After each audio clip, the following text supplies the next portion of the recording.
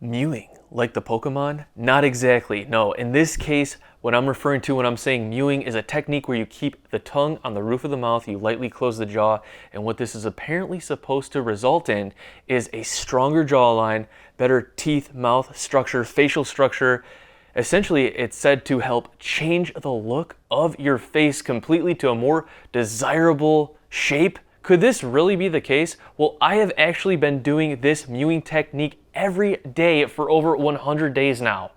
This is what happened along the way, and I'm gonna show you guys the results and what changed, but you gotta focus. So like I said, this mewing technique is really just how you hold the tongue in the mouth on a consistent basis. The problem is that I had is, I was kind of always a mouth breather growing up and into my 20s and 30s really.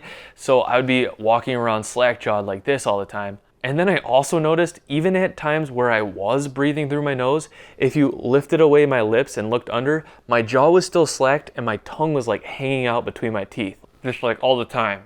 Now I had heard about this mewing technique before and I tried it a little bit here and there in previous videos like a year or so ago, but I decided to do this consistently on a daily basis. Every chance I would be able to remember myself literally just like all day long when I started that looksmaxxing experiment video. It was a 30-day experiment and I'm like, all right, we're gonna start this by doing something that could potentially have a positive effect on the jaw structure because I think that's a cornerstone to looksmaxxing. So I just jumped right into the mewing technique and I started to mew, mew, mew everywhere I went. Because I'm mewing. Now the first thing I got wrong is mewing isn't supposed to be a technique where you're like holding a clench, like focusing on really pressing the tongue up and mewing. You see what I was doing was I was like pressing the tongue to the roof of my mouth and almost kind of clenching my teeth closed. But as you can guess, all of that conscious tongue pressing to the roof of the mouth was kind of getting like fatiguing, you know what I'm saying? Like it was like all the time and then So I was diving into the mewing research a little bit deeper and I came across a video with John Mew, the guy who actually coined the term mewing. He's like an orthodontist, a British orthodontist. And well, anyways, he basically had a point where he said you need to create a little bit of a negative pressure to get the tongue to stick to the roof of the mouth essentially when you have the mouth closed. And the way I took this was like you need to kind of like almost like suck in a little bit and create like a suction of the tongue to the roof of the mouth rather than like press it up against the roof of the mouth. So that ended up being the technique for mewing that really worked well for me that I was able to do every single day. So I would close my mouth with my upper teeth over my lower teeth, not clenching, just a light close.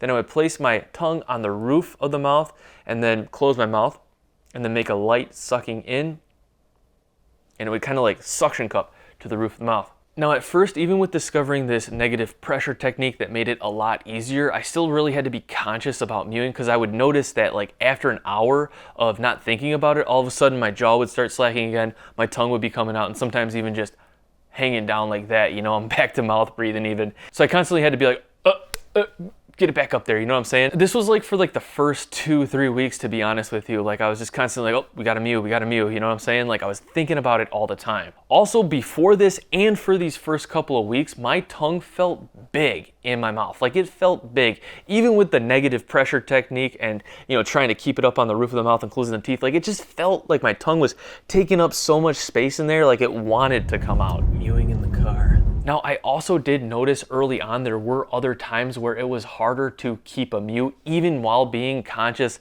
constantly about it, such as in a work-like situation when I was deep into something on the computer, really like focusing on a work task. It just seemed like I naturally wanted to even go to mouth breathing. I also found it difficult to keep a mew at the gym. I did try my best to just hold it through an entire workout and breathe mainly through my nose, but sometimes either having that feeling of like wanting a deeper breath, like my mouth would just like naturally open and I'd lose the mew. And then also sometimes I noticed if I got like self-conscious at the gym, I know that might sound stupid, like is anyone looking at me? I don't know why I'm like that sometimes, but it's like, for some reason being like self-conscious, not even only at the gym, but like the gym, the store, like anywhere out in public, like I would sometimes go back to a slack jaw and I'd have to be like, get that mew back, boy. But all in all, for the first 30 days, I was very consistent at constantly reminding myself to get in the mew, stay in the mew, or get back in the mewing position. Now at the end of 30 days, I thought I saw some results. I thought I had a stronger jawline looking structure right here, if you can see that. And I also thought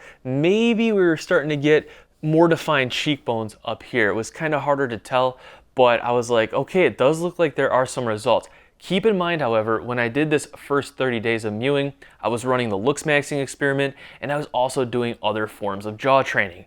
Now, after those 30 days, I cut all other forms of jaw training and I just stuck to the mewing.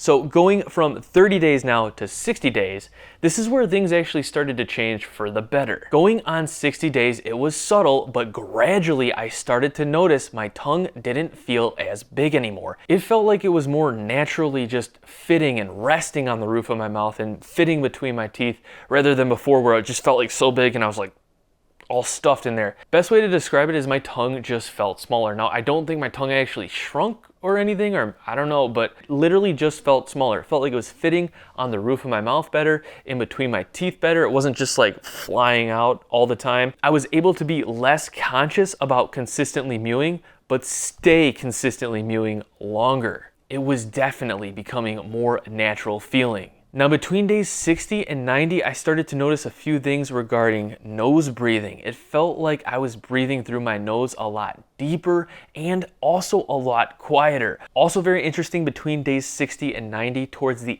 end of December, I started to notice when I would wake up from my sleep, I was actually still nose breathing. What I often did in the past, when I would go to sleep, it was all good. I would be breathing through my nose like I would be telling myself to, but when I would wake up, I'd be like, breathing through my mouth. However, with this mewing technique, not in the beginning, not in the first like 30, 60 or so days, but towards 90 days, I noticed I was waking up and I would be still breathing through my nose. Now, I would be waking up in the middle of the night, like I wasn't sleeping through the night, so I don't think this had like a positive effect on my sleep schedule. If anyone knows, I haven't been like the best sleeper for like many years.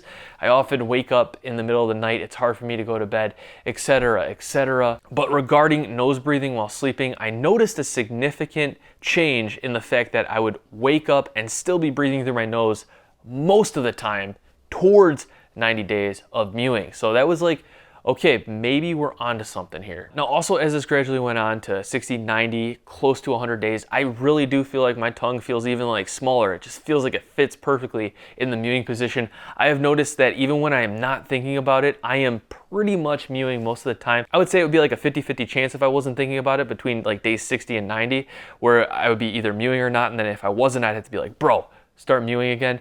But like now, 90, 100, after 100 days, I'm noticing that like I'm mewing probably without thinking about it 80% of the time. And it's just like, it's one of those cases where I'd be like stressed out or something, like deep into like a work assignment or something like that.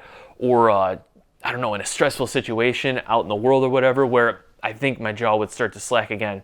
But other than that, just like relaxing, working on something easy, I'm mewing naturally now. Now, another miscellaneous benefit that I don't know is just me getting used to this whole process over the course of these 100 days, or is just maybe in my head or something like that, or maybe is actually some structure changing, but it feels like my teeth fit together better. Like it feels like they all fit together. So I don't know if something changed, something shifted, or if I'm just getting used to holding that position. Okay, but what about jaw structure, shape, and all of that? Well, we saw the before, we saw 30 days after mewing and some jaw exercises, like I said, but let's look at the before and the after now, all right? Right now, today, just a little over 100 days later. And what I'm noticing is it looks like my jawline is slightly stronger, but where I really notice it is this cheekbone, this like cheekbone indent right here on the cheeks. It looks like there's more of a hollowed out cheekbone structure in the afters. And I actually started to notice this in the mirror myself about 30 days ago, and my wife actually even commented and she said,